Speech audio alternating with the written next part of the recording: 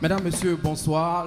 Le ministère en charge du tourisme, de la culture et des arts a pensé aux artistes béninois. Longtemps, ils l'ont réclamé et l'autorité a répondu, portant bien évidemment le vœu du chef de l'État, le président Patrice Talon, qui a dans son cœur, quelque part, bien inscrit en une place particulière les artistes béninois.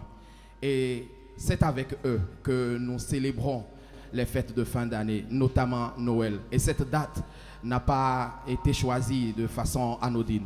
C'est pour vous dire que le monde culturel, le monde artistique importe au président de la République, importe au ministre en charge du tourisme, de la culture et des arts, son Excellence Jean-Michel Abimbola, qui va nous rejoindre dans un court instant.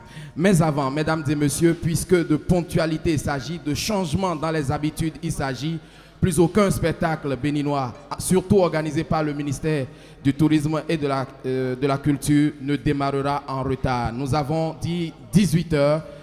Monsieur le directeur de cabinet du ministère du Tourisme, de la Culture et des Arts, mesdames et messieurs les conseillers, diverses autorités du ministère du Tourisme, de la Culture et des Arts, chers amis artistes, le spectacle va démarrer puisqu'il est 18 h. Et le tout premier artiste à plancher sur cette scène, c'est un culturel accompli. Il est d'une dimension musicale assez dense. Vous aurez le temps de le découvrir. Pour vous qui ne le connaissez pas, dans un court instant. Nous sommes d'ailleurs dans un espace dont il est le proprio. Mesdames et messieurs, voici Djababa.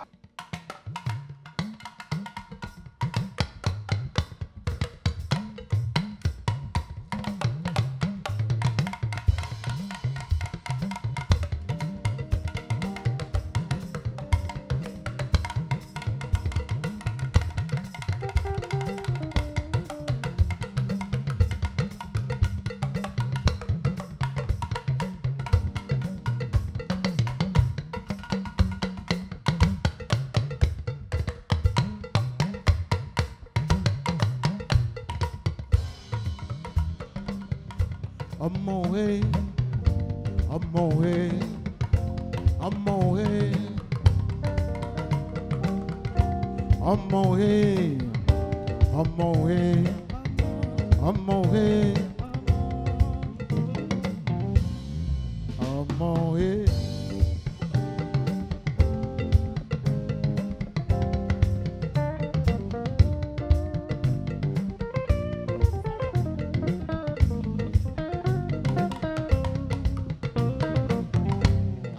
Àbúrò kú oríire o, bàbá àbúrò ẹ kú oríire o,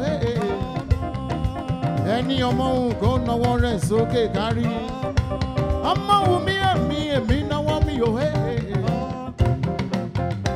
ọmọ òhe mi tọ́jú yẹ lọ, mi tọ́jú yẹ lọ, mi tọ́jú yẹ lọ. Òfìwẹ̀ yín nu dágbé. Ìyá àbúrò ẹ kú oríire o. Bàbá àbúrò ẹ kú oríire o. Ẹni ọmọ wù kó náwó rẹ̀ kárí. Ọmọ wù mí èmi náwó mi yóò ga ọ̀. Ọmọ wù ọmọ wù ọmọ wù.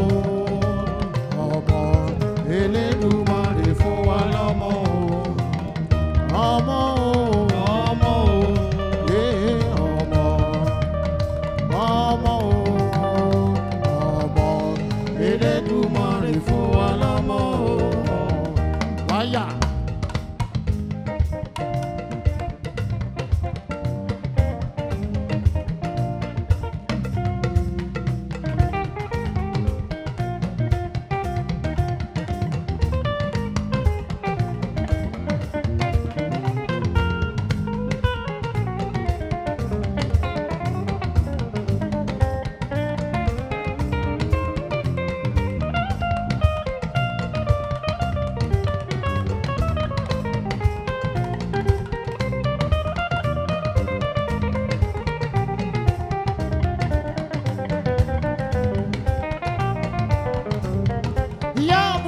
ẹ kú oríire o.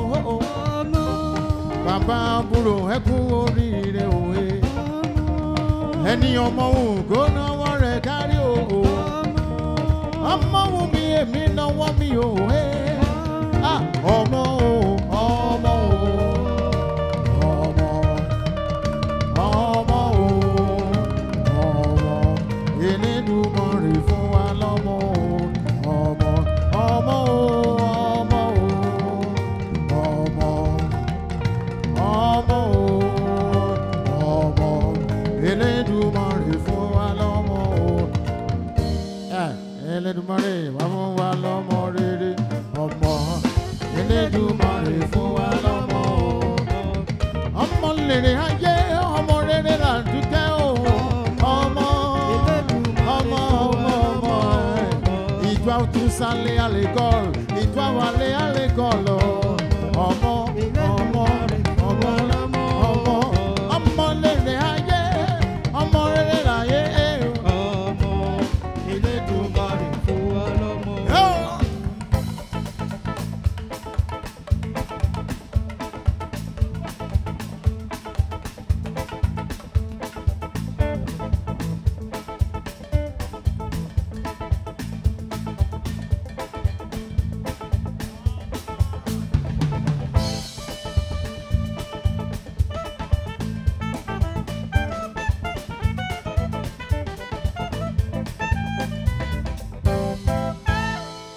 Kókó ọ̀nù náà fọyé òde ńgò pẹ̀lúpẹ̀ ọmọ kókó ọ̀nù náà fọ ìnáwáyọ̀ ọmọ kókó ọ̀nù náà fọyé òde ńgò pẹ̀lúpẹ̀ ọmọ kókó ọ̀nù náà fọ ìnáwáyọ̀. When you rise in the morning and you rise up your own on the sky, but you can see the sun shining. Everything comes in darkness. Know that everything's gonna be alright. No matter what you're going through, please don't give up, just get home. God, everything's gonna be alright. Oh, my kuku onu novo ye. Oh, tempo. Kókó ọ̀nù náà bọ̀ ìnáwáyọ̀. Ó máa kókó ọ̀nù náà bọ̀ yìí. Ó tẹ ìwọ̀ ohun ẹlòpẹ́. Ẹ máa kókó ọ̀nù náà bọ̀ ìnáwáyọ̀. Yẹ́sẹ̀ kí.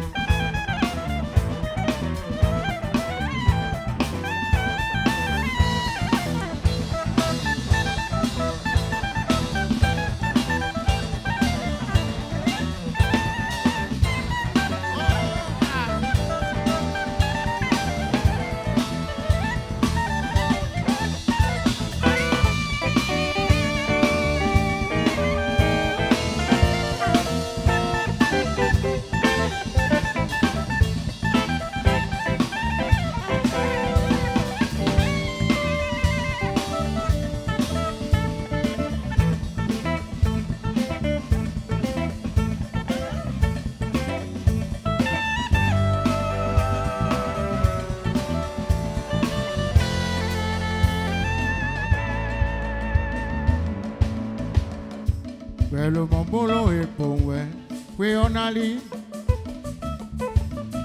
pé gbẹ̀bí náà nílé sí i pé rògbò nẹ́gbẹ̀ jẹ́ àwọn lọ́dún mẹ́tì àfidó tó tán èmi àmì iná sẹ́ òsìkọ́.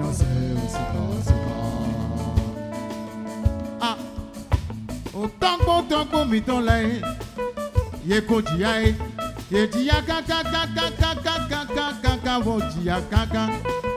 Ojiya kaka mo gbàgbé ọ kuwaro mẹwẹ ojiya kaka mo dà sí ọ kuwaro mẹwẹ ohun mọtò ògbàsígbó ọ kuwaro mẹwẹ òkúbàdàsú òkúbàdàsú òkúwàdò mẹwẹ ètè dọdọdọdọdọdọdọdọ wẹwẹ dàgbà ilé ayé kì í sáwà lọ ilé ayé o kì í bàbá yìí sáwà lọ.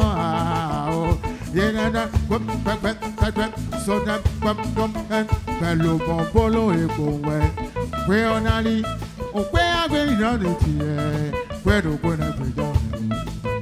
Matcha video don't leave me. I mean, no say, I mean, no say, I mean, no say, I mean, no say, I mean, no say, I mean, no say. Ami no say, ami no say, ami no say. Osiko, osiko, osiko, osiko, osiko, osiko, osiko, osiko, osiko, nakuname, nakuname, nakuname. Osiko, osiko, osiko, osiko, oga toma bombela donta de no donde la wa.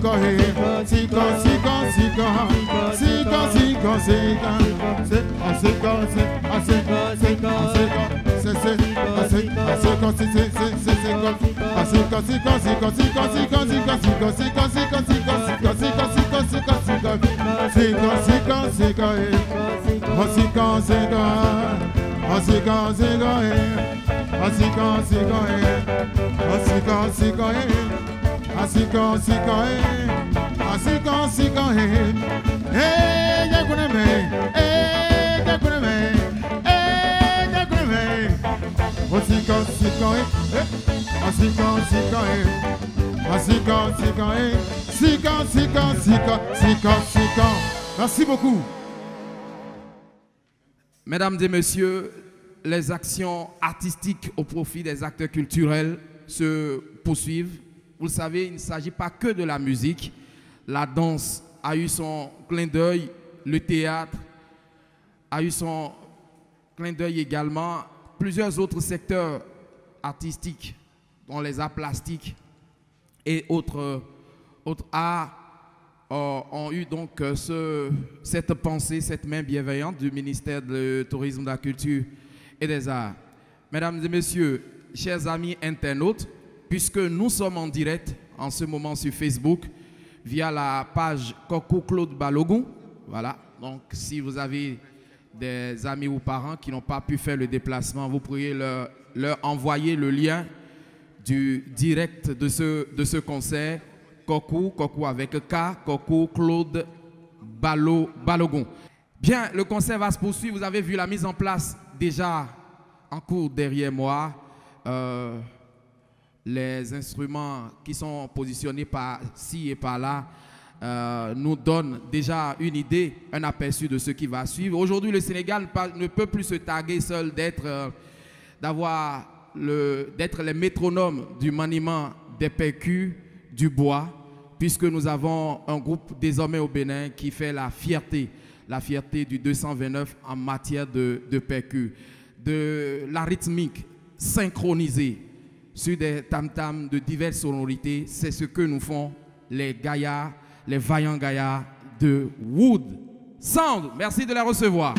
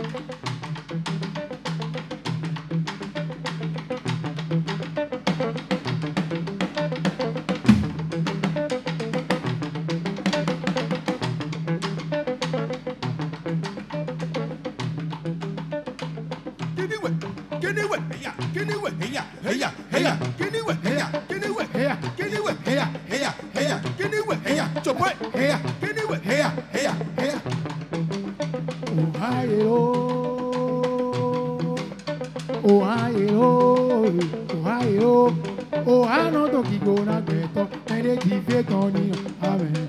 Ohio, Podagbe. I see, don't go. Ohio, Ohio, Ohano to Kigona Beto, and they give it on you. Amen. Ohio, Podagbe. Ohio, Anadona. Ohio, Anadona, and they give it on you. Amen. Ohio, Podagbe.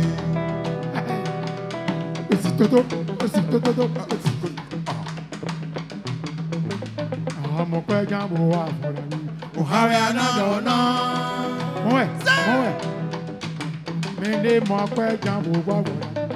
Ohio, Anadona, and they give it on you. Amen. Ohio, Podagbe.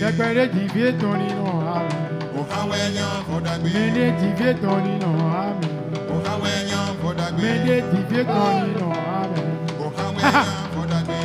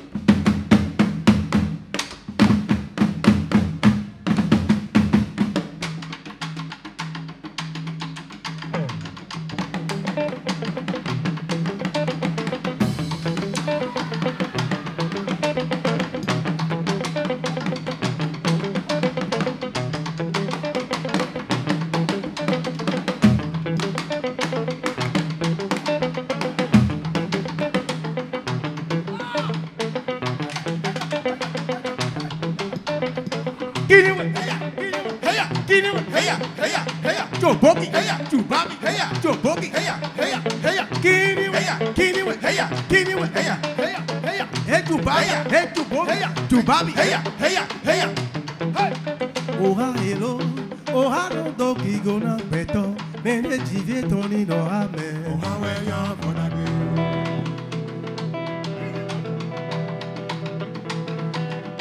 Ohio, Ohio, Ohio, Doki Gona Beto, Mene Jive Tony no Amen. Ohio, Podagbe.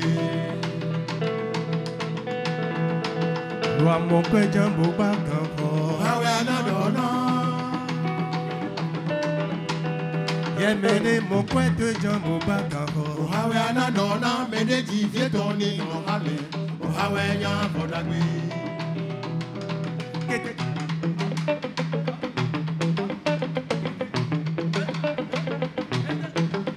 Loi mon père Jambo Bakanko. Ohio, Anadona.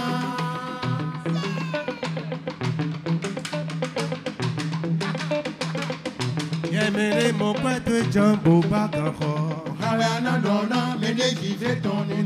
Amen. Ohio, Maro accordé Jive Tony no Amen. Podagbe. Mene Jive Tony no Amen. Ohio, Podagbe. Accordé Jive Tony no Amen. Ohio, Podagbe. Mene Jive Tony no Amen. Ohio, Maro accordé Jive Tony no Amen. Ohio, Podagbe.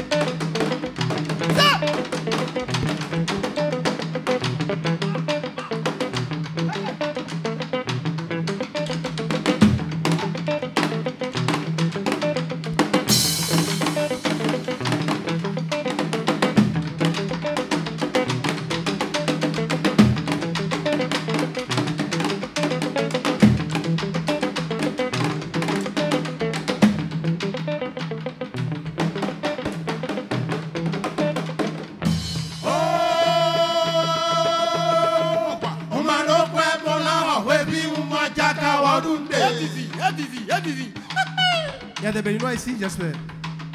Je vais reprendre ça.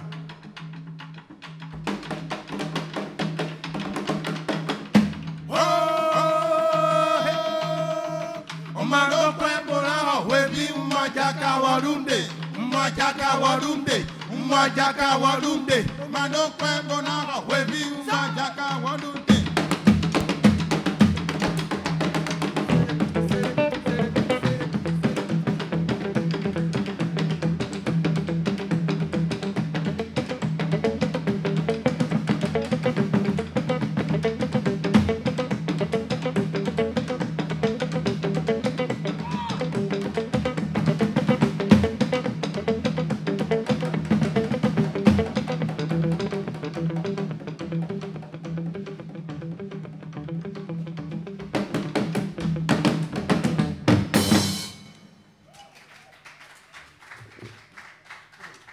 Merci de nous suivre en direct en ce moment sur Facebook. Coucou Claude Balogun. Vous pourrez partager le direct pour permettre à plus de Béninois de vivre en direct tout ce qui se passe ici, toute cette énergie qui se dégage. Merci beaucoup. La suite, c'est avec quelqu'un qui s'installe en ce moment déjà sur scène, un intellectuel de haut vol, mais que la passion de la musique a rattrapé et il n'a pas pu lui résister. Et donc, malgré toutes ces cordes qu'il a à son arc et ses positions dans le cénacle des intellectuels du pays, il se donne à la musique. Mesdames et messieurs, voici le bluesman béninois Na Wadja.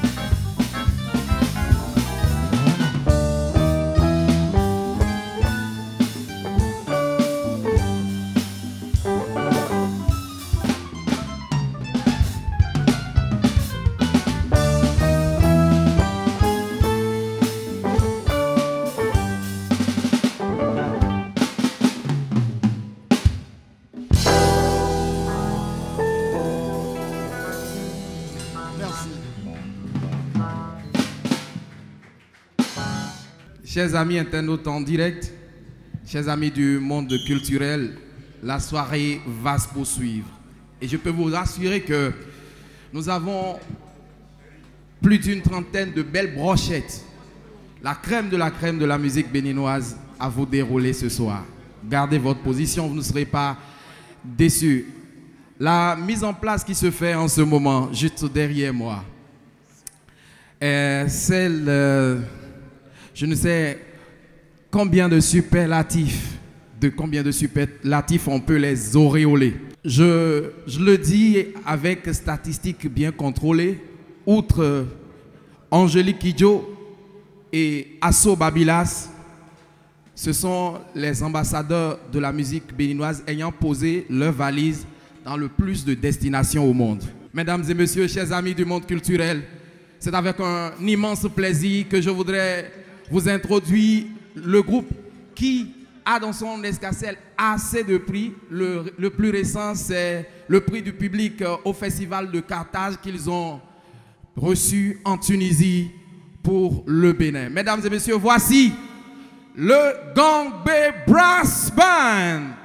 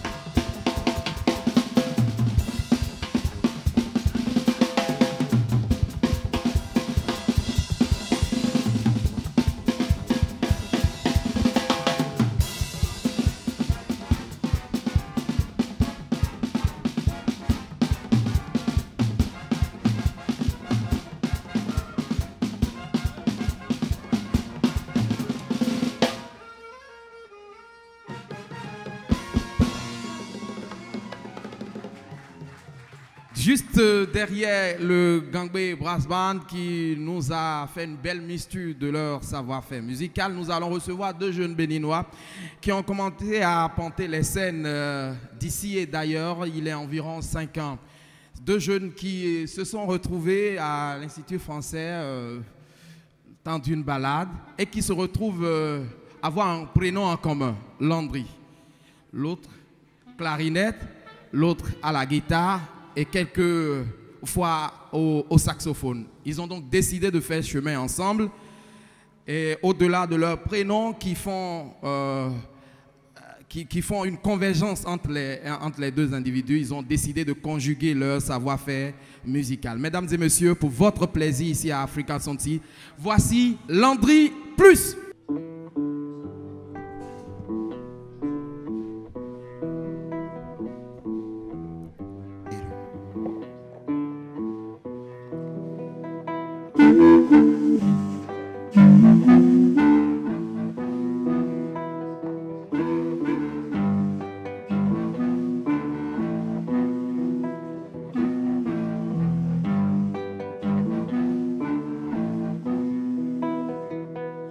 Non, oui, beaucoup de bernard bloqué.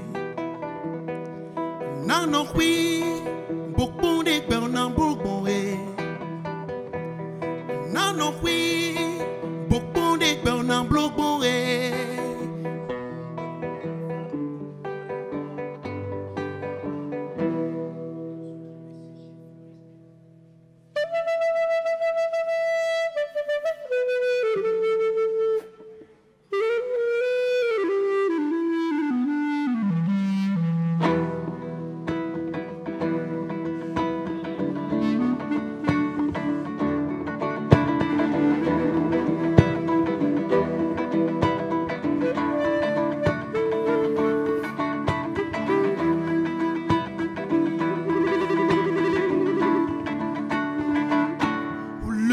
Du soleil, chacun court pour son quotidien. Dena wak bombo ni mede au lever du soleil, chacun court pour son quotidien. Dena wak bombo ni mede.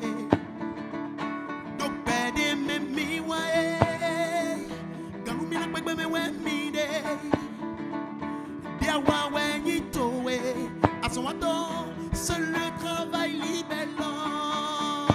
Niel sous na fond pour y watide et soniment wasu bonu na wadomeno.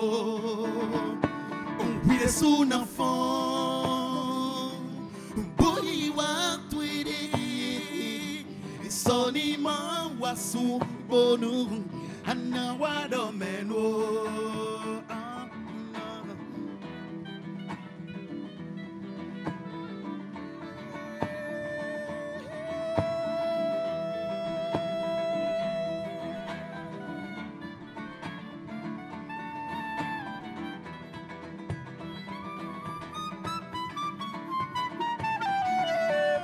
Malgré les ressources limitées et face à vos efforts, nous sommes ravis à son adore, mais tout en l'ignorant, donc on n'a pas mer, ton aïe nous connaît, donc on n'a pas mer, ton aïe nous connaît, y'a les sous na fond, bouilli watide. Sonima wasu bonu na wadomeno. We the suna fon boy watwede. Sonima wasu bonu na wadomeno.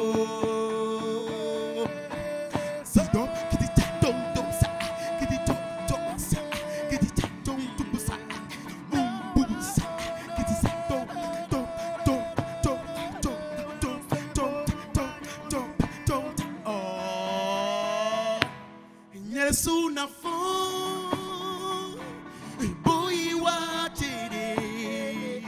e sonima wasu bonu anawa domenwo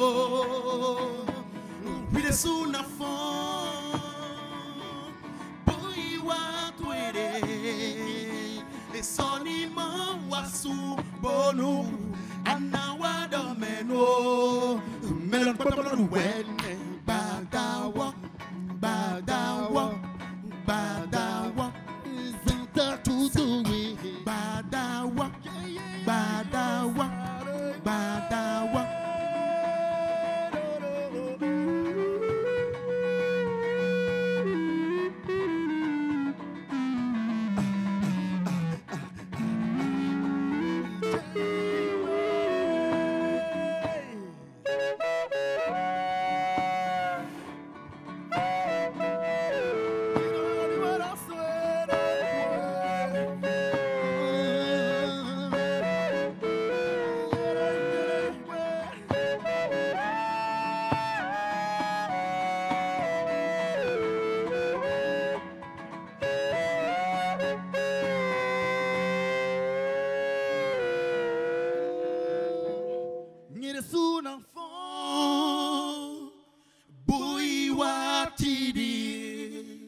Sonima wasu bonu na wado